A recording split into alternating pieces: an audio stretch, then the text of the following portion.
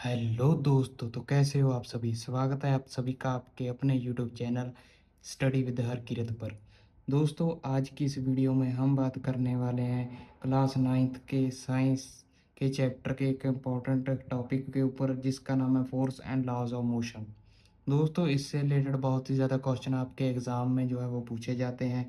चाहे आपका कोई फाइनल एग्ज़ाम हो, चाहे आप स्टेट ओलंपियाड देने जा रहे हो, तो उसमें भी इस चैप्टर की वेटेज सबसे हाई रहती है।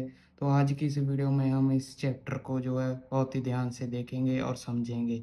इस चैप्टर की मेरे हिसाब से 2 या 3 वीडियोस होगी। अगर आपने वो वीडियोस लगा ली तो आपका ये चैप्टर बहुत ही ज़्यादा स्ट्रांग हो जाएगा और आप कभी भी इस चैप्टर से नंबर को जो है कटने नहीं दोगे। तो चलिए वीडियो को शुरू करते हैं।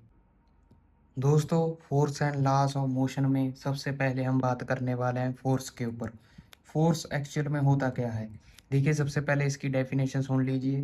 फोर्स इज अ पुश और पुल एक्टिंग ऑन एन ऑब्जेक्ट। इसे नोट कर लीजिएगा दोस्तों।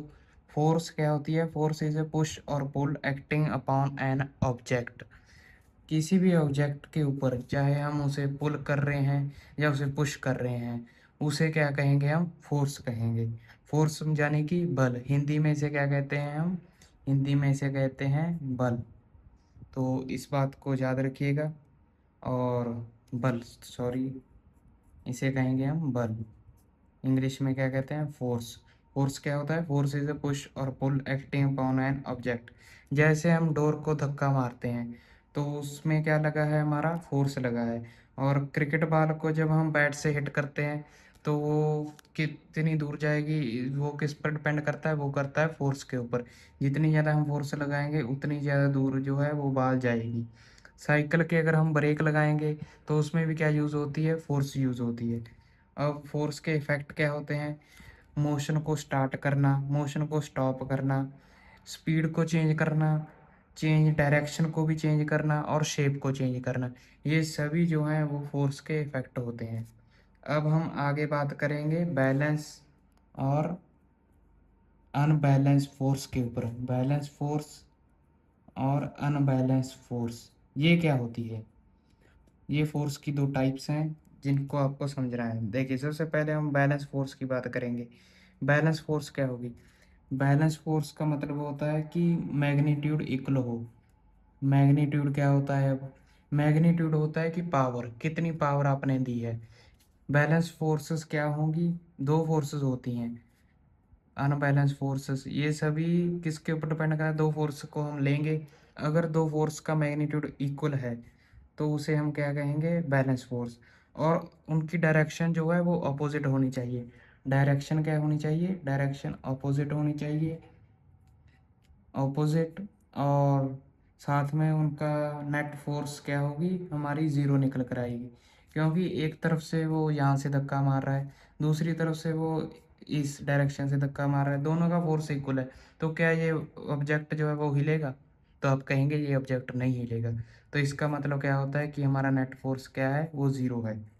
अब एग्जांपल ले लीजिए इसकी, 2 स्टूडेंट अपोजिट डायरेक्शन में टेबल को पुश कर रहे हैं। जैसे इसे हम पुश कर रहे हैं तो टेबल मूव करेगा या नहीं करेगा, आप बताइएगा। कमेंट सेक्शन में बताइएगा कि टेबल जो है वो मूव करेगा या नहीं करेगा। अब आगे बात करते हैं अनबैलेंस फोर्स के ऊपर। अब अनबैलेंस फोर्स क्या होती है, अनबैलेंस फोर्स वो होती है जिसकी नेट फोर्स जो है वो ज़ीरो नहीं होती है, नेट फोर्स ज़ीरो के इक्वल नहीं होगी।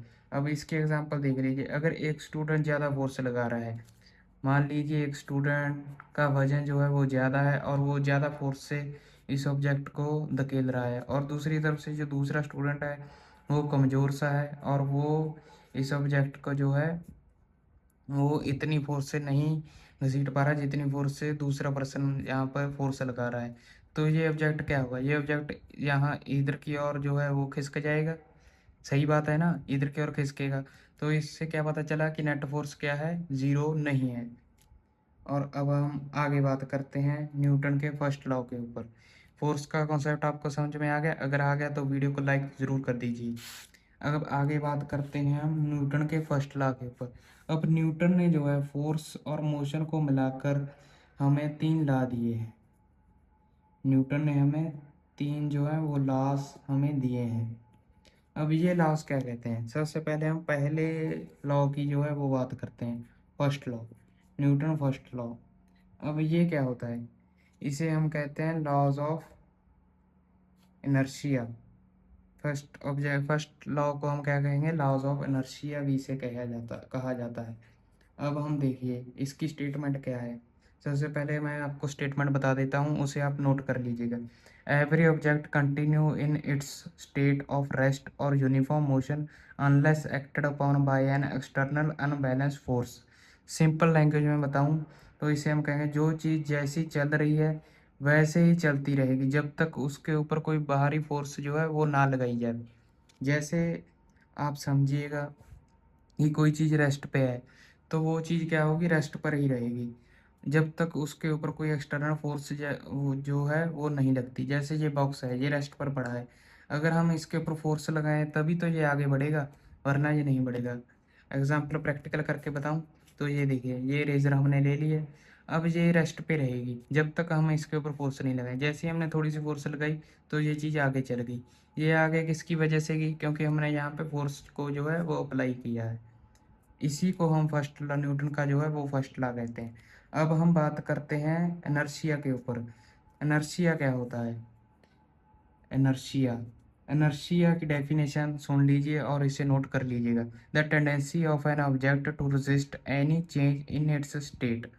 कोई भी हमारी समर्था, इनर्शिया क्या होता है, एक समर्था जिसकी वजह से हम किसी ऑब्जेक्ट की जो है पोजीशन या उसकी स्टेट को जो है वो चेंज कर सकें। एग्जाम्पल के ले लीजिए, बस अचानक चलती है तो पैसेंजर पीछे की ओर गिरता है। वो क्यों गिरता है, क्योंकि जैसे बस पहले रुकी हुई थी और जब अचानक से वो चलने लगी तो क्या हुआ कि हमारे जो पैसेंजर हैं वो रेस्ट में रहने की कोशिश करते हैं, जिसकी वजह से वो जो है वो पीछे की ओर जाते हैं। अब दूसरी तरफ हम ले लेते हैं कि बस ने अचानक ब्रेक लगाया तो क्या होगा, हम जैसे गाड़ी में भी कोई जा रहे हो तो क्या होता है कि अचानक से जब ब्रेक लगता है तो हम आगे की ओर जाते हैं। वो किसकी वजह से जाते हैं, क्योंकि वहाँ पे क्या काम कर रहा है, इनर्शिया, इनर्शिया मोशन वहाँ पे लग रहा है जिसकी वजह से हम आगे की ओर जाते हैं, क्योंकि हम रहना चाहते हैं मोशन में। जैसे ही गाड़ी के ब्रेक लगते हैं तो गाड़ी जो है वो रेस्ट पे आ जाती है और हमारी बॉडी मोशन में रहने की कोशिश करती है, जिसकी वजह से हम आगे की ओर जाते हैं। इसी प्रकार से हम आगे बात करेंगे मोमेंटम के ऊपर।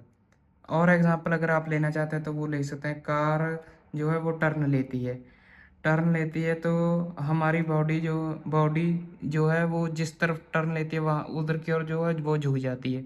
वो किस वजह से झुकती है, वो भी इनर्शिया की वजह से ही झुकती है। अब आगे हम बात करेंगे मोमेंटम के ऊपर। अब मोमेंटम क्या होता है, इसे समझिएगा।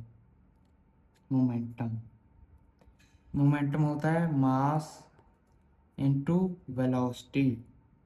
इसकी एसआई यूनिट क्या होगी, मास की यूनिट क्या होगी, केजी, और वेलोसिटी की यूनिट क्या होती है, मीटर पर सेकेंड। तो इसकी यूनिट क्या होगी, केजी मीटर पर सेकेंड। इसे जो है हम एसआई यूनिट कहते हैं।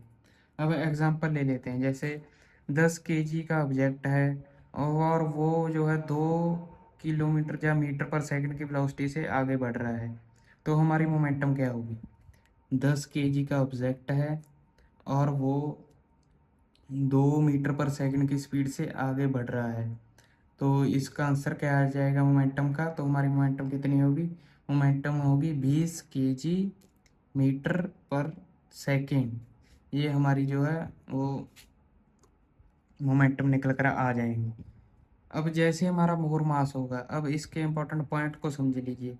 जितना ज़्यादा मास होगा उतनी ज़्यादा मोमेंटम होगी, जितनी ज़्यादा वेलोसिटी होगी उतनी ज़्यादा जो है वो मोमेंटम होगी। अगर मास और वेलोसिटी इन्वर्सली प्रोपोर्शनल है तो मोमेंटम पे कोई भी जो है वो फर्क नहीं पड़ेगा। इसे आप अच्छे से समझ लीजिए। अब हम बात करते हैं न्यूटन के सेकंड लॉ के ऊपर। न्यूटन का सेकंड लॉ क्या कहता है, सेकंड लॉ ऑफ न्यूटन। अब न्यूटन का सेकंड लॉ क्या कहता है, न्यूटन के सेकंड लॉ के अकॉर्डिंग फोर्स जो है वो होती है मास इनटू एक्सेलरेशन। अब यहाँ पे एक्सेलरेशन क्या है, एक्सेलरेशन होती है change in velocity upon change in time. इसे हम जो है इसे हम जो है वो एक्सेलरेशन कहते हैं। और मास इनटू एक्सेलरेशन क्या हो जाता है, फोर्स। स्टेटमेंट को नोट कीजिएगा। Rate of change of momentum is directly proportional to the applied force. Rate of change of momentum is directly proportional to the applied force. Force is equal to mass into acceleration. अब इसके ऊपर जो है वो numerical पूछे जाते हैं जो कि आपको बहुत ही ज़्यादा परेशान करते हैं, और उनको सॉल्व करने का इससे बढ़िया मेथड और कोई नहीं हो सकता। जैसे देखिए, आपके पास मास आपसे पूछ लिया, ये इस ऑब्जेक्ट का मास 5 kg है या 6 kg है, और एक्सेलरेशन 4 मीटर पर सेकंड स्क्वायर आपको दी गई है। तो इसका जो है वो फोर्स कितनी होगी। जैसे मास हमें दे दिया 6 kg, और हमें वेलोसिटी जो एक्सेलरेशन जो है वो दे दी हमें 5 मीटर पर सेकंड स्क्वायर। अब इसकी जो है वो फोर्स कितनी होगी ये पूछ लिया। तो फोर्स का क्या फार्मूला है, फोर्स होगी हमारी 6 × 5 कितना हो जाएगा 30। अब इसकी यूनिट क्या होती है, देखिए एसआई यूनिट आप जान लीजिए। एसआई यूनिट इसकी क्या होगी, देखिए मास का क्या आ गया केजी, और एक्सेलरेशन का आ गया केजी मीटर पर सेकंड स्क्वायर। अब इसी को हम जो है वो क्या कहते हैं, न्यूटन। इसी को हम क्या कहेंगे, न्यूटन। समझ में आ गई बात। अगर आ गई तो वीडियो को लाइक ज़रूर कीजिएगा। अब हम आगे बात करते हैं न्यूटन के थर्ड लॉ के ऊपर। अब न्यूटन का थर्ड लॉ क्या कहता है, देखिए दोस्तों, न्यूटन का थर्ड लॉ क्या कहता है। अब इसकी स्टेटमेंट को जो है वो नोट कर लीजिए। For every action there is an equal and opposite reaction. For every reaction there is an equal and opposite reaction. इसका क्या मतलब हुआ कि हम कोई भी एक्शन में जितनी ज़्यादा फोर्स लगाएंगे, उतनी फोर्स से वो ऑब्जेक्ट जो है वो हमें भी फोर्स करेगा। Every action has an equal and opposite reaction. उतनी फोर्स वो ऑब्जेक्ट भी हमारे ऊपर लगाएगा जितनी फोर्स हम उस ऑब्जेक्ट के ऊपर लगाएंगे। फॉर एग्जांपल, जैसे हम गन जो है, गन को चलाएंगे तो क्या होगा, जैसे आपने मूवीज़ में देखा होगा कि जैसे ही लोग गन को चलाते हैं तो एकदम से पीछे जाते हैं। तो वो पीछे हाथ क्यों जाता है, वो जाता है क्योंकि उतनी फोर्स से, जितनी फोर्स से गोली जो है वो गन से निकलती है, उतनी फोर्स से गन जो है वो हमारे हाथ को पीछे की ओर धकेलती है। उसी प्रकार से हम बात करते हैं रॉकेट लॉन्च के ऊपर। जित रॉकेट लॉन्च आपने देखा होगा, यहाँ पर जैसे हमारे इसरो जो है वो नासा वाले जो हैं वो रॉकेट को लॉन्च करते हैं। जैसे आपने उनकी वीडियोस देखी होंगी, उसमें क्या होता है कि गैसेस जो है जैसे ही रॉकेट ऊपर जाती है, उतनी ही फोर्स से, जितनी फोर्स से रॉकेट ऊपर जाएगी उतनी फोर्स से जो है वो रॉकेट के जो भी गैसेस होती हैं नीचे की ओर जाती हैं। हम नीचे की ओर जैसे जाती हैं वो गड्ढा सा बना देती हैं ज़मीन के ऊपर। वो किसकी वजह से होता है, क्योंकि उसमें हमारा न्यूटन का थर्ड लॉ जो है वो अप्लाई हो रहा है। तो बात समझ में आ गई, न्यूटन का थर्ड लॉ क्या कहता है। न्यूटन का थर्ड लॉ इसरो और नासा जैसी कंपनीज में भी यूज़ होता है, और आप फिजिक्स को लाइटली लेते हो। फिजिक्स जो है वो बहुत ही इंपॉर्टेंट सब्जेक्ट है, सबको आना चाहिए। चलिए दोस्तों, आज की वीडियो में इतना ही। आपको आई होप, आशा करता हूँ कि ये तीनों जो है वो लॉज समझ में आ गए होंगे, और फोर्स का कॉन्सेप्ट भी पता चल गया होगा। अगली वीडियो में हम आगे की बात करेंगे, जिसमें हम जानेंगे law of conservation of momentum क्या होता है, और इम्पोर्टेंट फार्मूलाज के ऊपर देखेंगे, और साथ में एमसीक्यूज को भी जो है वो सॉल्व करेंगे। चलिए मिलते हैं अगली वीडियो में।